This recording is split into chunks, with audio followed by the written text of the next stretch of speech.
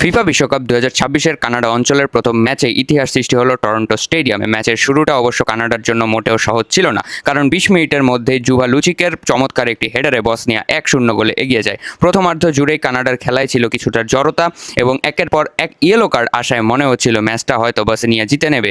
কিন্তু ম্যাচের আসল টুইস্ট ঘটে 75 মিনিটে, যখন কোচ জেসি মার্স তিনি সুপার সাব হিসেবে কাইল ল্যারিকে মাঠে নামান। মাঠে নেমেই ঠিক 2 মিনিটের মাথায় হোয়াট আ মোমেন্ট, ডিফ্লেক্টেড বলটিকে দুর্দান্ত এক ভলি এবং বসনিয়ার জালে জড়িয়ে দেন ল্যারি। আর পুরো স্টেডিয়াম তখন উল্লাসে মেতে ওঠে। এই 1-1 গোলের ড্রয়ের মাধ্যমে পুরুষ বিশ্বকাপে নিজেদের ইতিহাসের প্রথম পয়েন্টটি অর্জন করলো কানাডা। কাইল ল্যারিনের এই জাদুকরী গোলটি আপনার কেমন লেগেছে এবং কানাডার কি পরের গ্রুপে যেতে পারবে তা প্লিজ কমেন্টে জানিয়ে দিন। এবং আমার তো মনে হয় কানাডা যদি এরকমভাবে এত প্রেসিং খেলা খেলতে থাকে তাহলে হয়তো তাদের পক্ষে দ্বিতীয় রাউন্ডে যাওয়া সম্ভব। আপনাদের কি মনে হয় প্লিজ কমেন্টে জানান, এবং যদি আপনার ভিডিওটি ভালো লেগে থাকে প্লিজ সাবস্ক্রাইব করে দেবেন এবং লাইক করে দেবেন আমার ভিডিওটিকে। এবং যদি আপনি টিকটক থেকে দেখে থাকেন please follow my TikTok account. ভালো থাকবেন, সুস্থ থাকবেন, বিদায়।